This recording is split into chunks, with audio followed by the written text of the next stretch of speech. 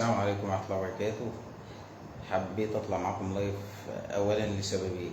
السبب الأول خبر مفرح لكل طلبة الثانوية العامة وأهاليهم. تاني سبب قلت بقى بالمرة طالما هطلع أقول لكم على العرض اللي احنا هنعمله إن شاء الله. العرض أول حاجة التعليقات، يعني بعض الناس القليلة اللي هم طلبوا عرض على حاجات معينة. فاول حاجه الناس اللي كتبت لي ان هي عايزه عرض على الحاجات دي، خلاص الناس دي هعمل لهم خصم على الحاجات اللي هم كاتبينها وينوروني في اي وقت. هعمل لهم خصم كويس على الحاجات اللي هم طالبينها. تمام، دي اول نقطه. انا بس عايز استنى لو الناس هتدخل وكده عشان الناس تسمع اللي انا قلته من الاول او تبقى تعيدوا بقى الفيديو.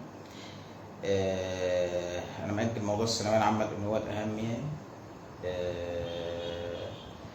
فاي حد كتب لي يا ريت حد بس يبلغني صوتي طالع ولا لا، عشان ايه ممكن الصوت ما يبقاش واضح يعني. لو الصوت واضح قول لي تمام. يعني اي حد كتب لي في التعليق ان هو عاوز تحاليل، يعني في ناس كتبت لي عايزين على المعادن والفيتامينات، فده تمام تحت امرك في اي وقت تنورني. وفي ناس تانية طلبت تحليل تانية برضو، ايه اي حد طلب تحليل في الكومنتات ينورني، هو التحليل دي خاصة ليه هو، هعملها له بخصم كبير خاص بيه هو. لكن العرض اللي انا هعمله، العرض اللي احنا اوريدي عاملينه هيستمر، لان الناس كتير مقبله عليه وناس بتعمله، فانا مش عاوز الغيه.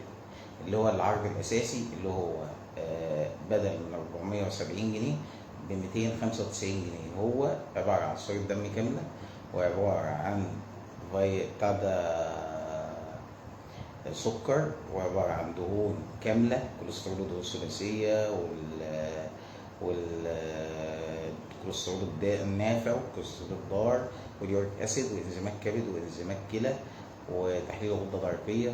كل ده طبعا ناقص، كل ده شامل في العرض ب 295. هنعمل بقى بالاضافه عليه عرض على فيتامين د. فيتامين د في العادي طبعا ماليش دعوه مثلا باسعار الفيوم او اسعار حد غيري، انا بعمله هنا ب 270 جنيه ده في العادي.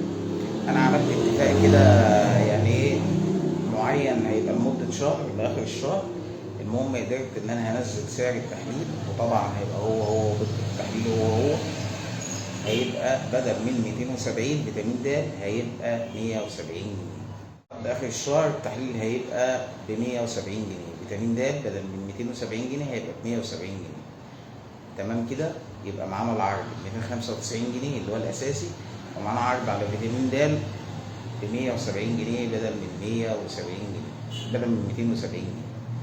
العرض الاساسي صورة دم كاملة، تحليل وظائف كبد، وظائف كلى، سكر، تحليل دهون كامل اللي هو الكوليسترول، الدهون الثلاثية والكوليسترول الضار والكوليسترول النافع، وتحليل دهون كاملة ومعاها النقرس وتحليل الغدة الدرقية TSH، ده بدل 470 هيبقى 295. الجديد معانا عرض على فيتامين د ب 170 جنيه بدل من 270 جنيه. فده اللي يخص العرض اللي احنا قلنا عليه. طبعا الناس اللي علقت وطلبت تحاليل عشان عايزه خصم عليها او عرض عليها، عشان مش كل الناس اجمعت عليها، فالناس دي انا هعمل لها التحليل ده خاصه ليها هي. الحاجه بقى اللي خاصه بالثانويه العامه، ان الحكومه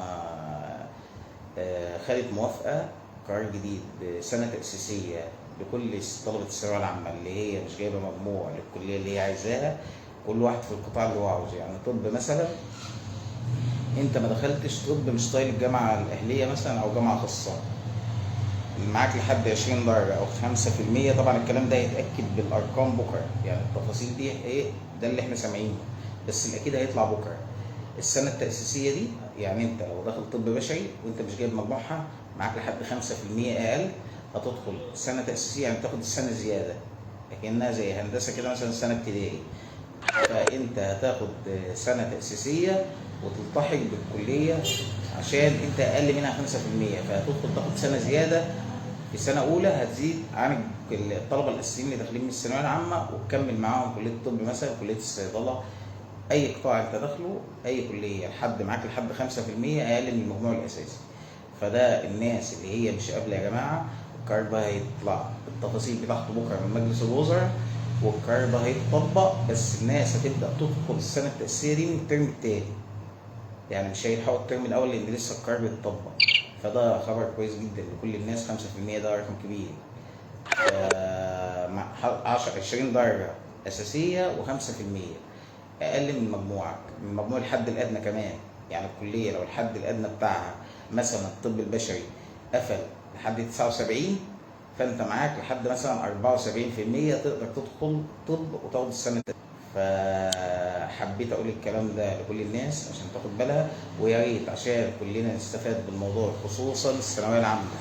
الناس اللي ما تعرفش تعرف، انت القرار طلع النهارده بس هيعلنوا مجلس الوزراء، هياخدوا بكره القرار بتاع الثانويه العامه ده، هيتعلن بكل تفاصيله من بكره.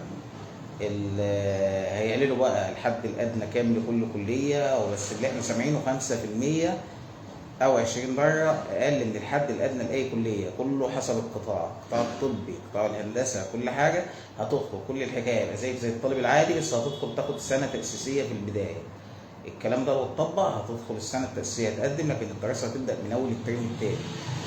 ارجو الناس تشارك الكلام ده عشان الناس تستفاد بالعرض، والناس ابنائها في الثانويه العامه وبيقدموا يتابعوا بكره القرار هينزل من مجلس الوزراء.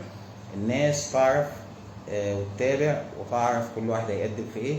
وكل شير الفيديو ده يا جماعه عشان كل الناس تعرف، سواء العرض وتستفاد بيه او موضوع